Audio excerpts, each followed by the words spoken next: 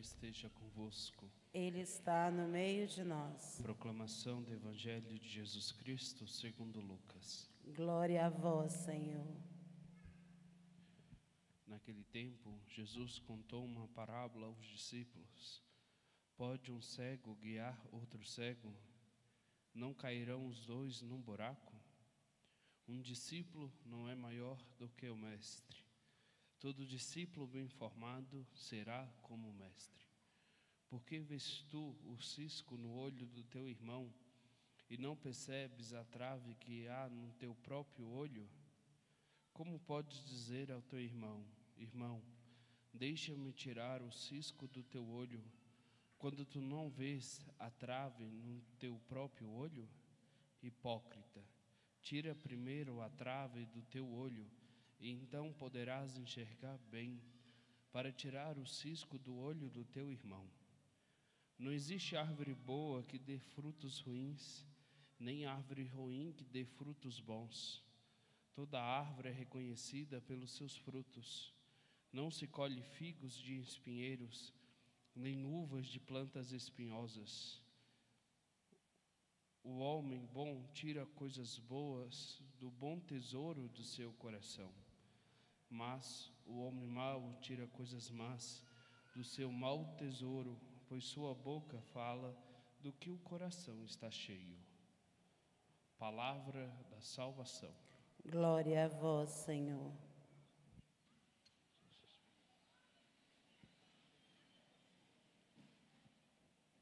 Queridos irmãos, hoje encerramos o Evangelho da Planície, ou o Evangelho do Sermão da Montanha. Estamos há 3 finais de semana no mesmo Evangelho, fazendo uma caminhada progressiva, onde primeiro fomos advertidos para vivermos bem as bem-aventuranças, e Jesus ainda nos exorta, falando: ai de vós ricos, ai de vós que agora já possuem abundância, ai de vós que agora já riem. Então Jesus nos adverte sobre os nossos procederes aqui na terra, como devemos viver bem as bem-aventuranças, para que nós possamos de fato possuir a vida eterna junto dele quando morrermos. Depois, no final de semana passado, Jesus dá um passo a mais conosco, nos exortando a amar os inimigos, a dar a vida por aqueles que não nos amam, porque até os pagãos amam os que os amam, e nós vamos além disso, né? Não amamos somente aqueles que nos amam, mas também os nossos inimigos. E por fim, Jesus hoje nos exorta a entrar na sua escola de discipulado.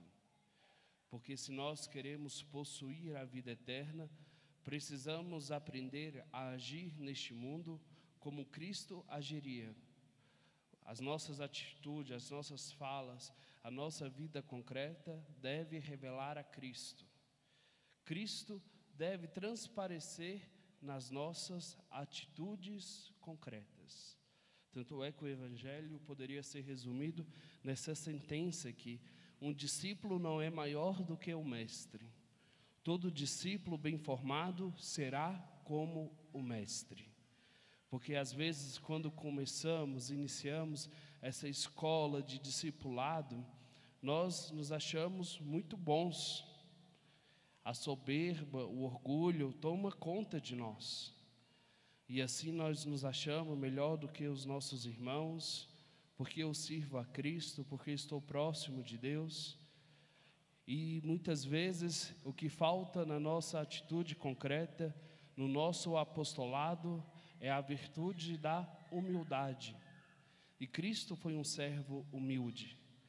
Ele que é o Todo-Poderoso, Ele que é o Criador de tudo, se rebaixou à condição humana, se fez semelhante ao homem tudo, menos no pecado, e ainda na cruz se fez servo sofredor. E nós somos exortados, somos chamados a entrar nessa mesma escola de discipulado, a vivermos também na nossa vida o sacrifício de Cristo, de maneira humilde, de maneira servidora, como Cristo realizou. Por isso que o Evangelho vai dizer: pode um cego guiar outro cego? Não cairão os dois num buraco?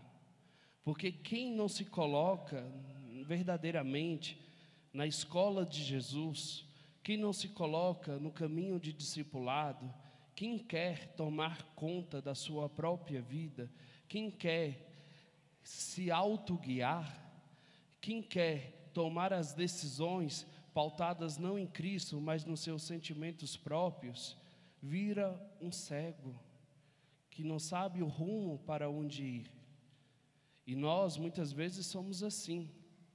Nós queremos que Deus realize os nossos desejos. Não somos, às vezes, humildes para realizar os desejos de Deus na nossa vida. Mas nós queremos realizar as nossas próprias vontades. E mais ainda, queremos que os outros se encaixem nas nossas vontades, nos nossos critérios. E aí começamos a cobrar dos outros uma cobrança injusta. E aí viramos um cego querendo guiar outro cego. Se nós queremos de fato nos aproximar de Cristo e entrar na escola do seu discipulado, nós deveríamos primeiramente buscar a humildade e a verdadeira conversão de vida. É isso que o Evangelho de hoje nos chama também, a uma verdadeira conversão, a uma verdadeira vida de santidade. E se nós repararmos bem como a liturgia da igreja é muito rica e muito sábia, não? Esses 3 finais de semana que nós escutamos esse sermão do próprio Cristo que fala aos seus discípulos, se nós voltarmos no começo do Evangelho, vamos perceber que Jesus desce à região plana, está cercado de uma multidão, mas ele levanta os olhos e fala aos seus discípulos, não fala a todos, fala aos seus discípulos. E esse Evangelho que nós escutamos para os discípulos, nesses 3 finais de semana, é o Evangelho que antecede justamente o tempo quaresmal. Porque o tempo da quaresma é o tempo próprio para a nossa conversão. Nós não deveremos viver a quaresma somente como um protocolo a ser cumprido para ficarmos bem na fita com Deus.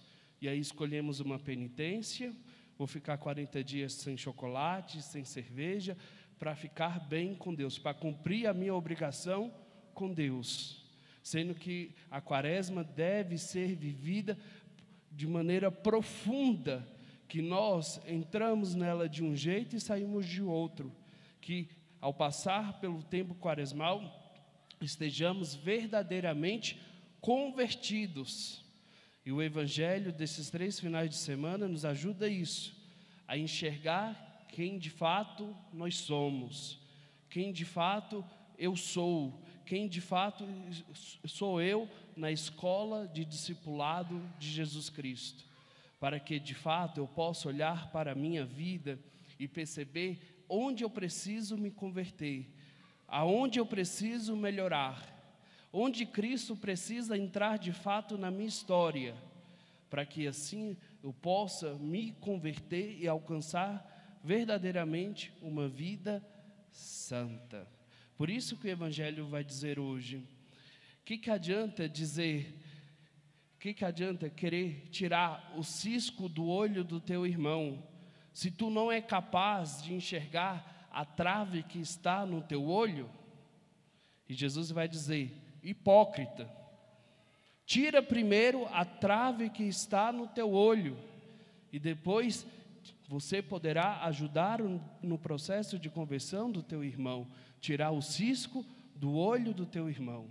Porque nós somos esses, muito bons para julgarmos o próximo, para condenar o outro, mas somos muito lentos para olhar para nós mesmos e perceber que nós que precisamos de conversão.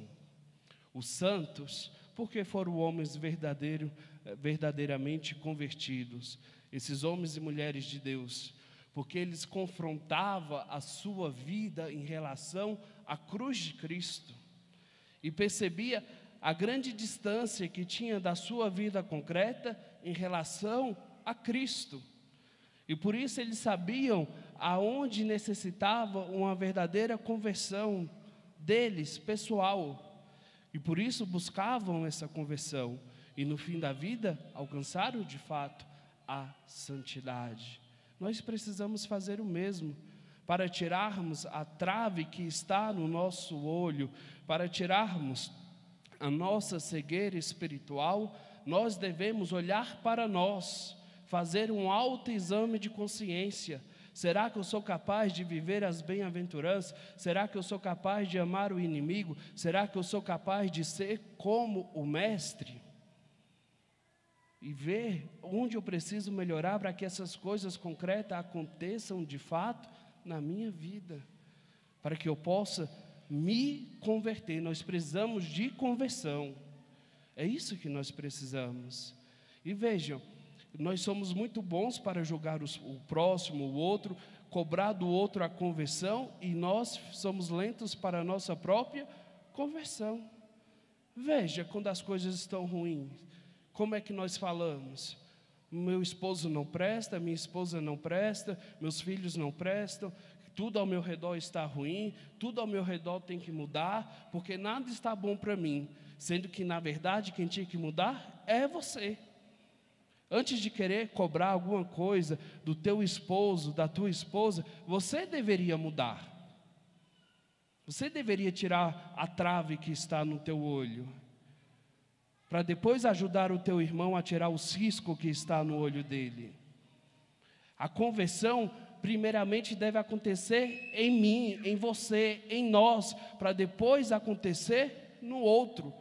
Não é a realidade que tem que mudar, sou eu que tenho que mudar. Sou eu que tenho que me converter. Sou eu que tenho que buscar uma vida de santidade. Nós temos que compreender isso. A conversão tem que acontecer em mim. E nós temos que medirmos isso em relação a Cristo, como está a minha vida de apostolado, como está a minha vivência na escola de discípulo de Jesus. E como diz o Evangelho, nenhuma árvore ruim dá frutos bons.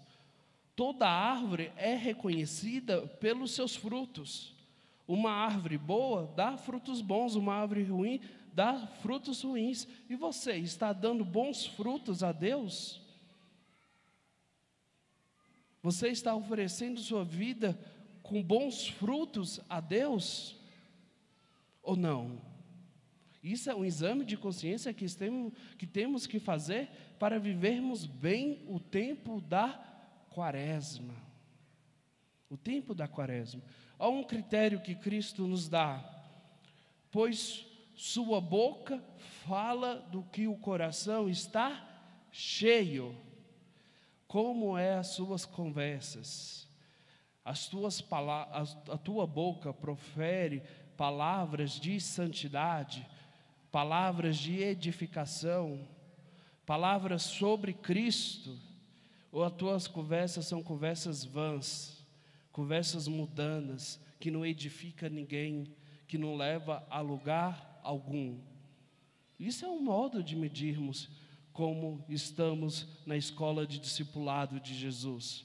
Pois se o nosso coração estiver cheio de Cristo, cheio do amor de Deus, certamente as palavras que sairão da nossa boca serão palavras de edificação, palavras divinas.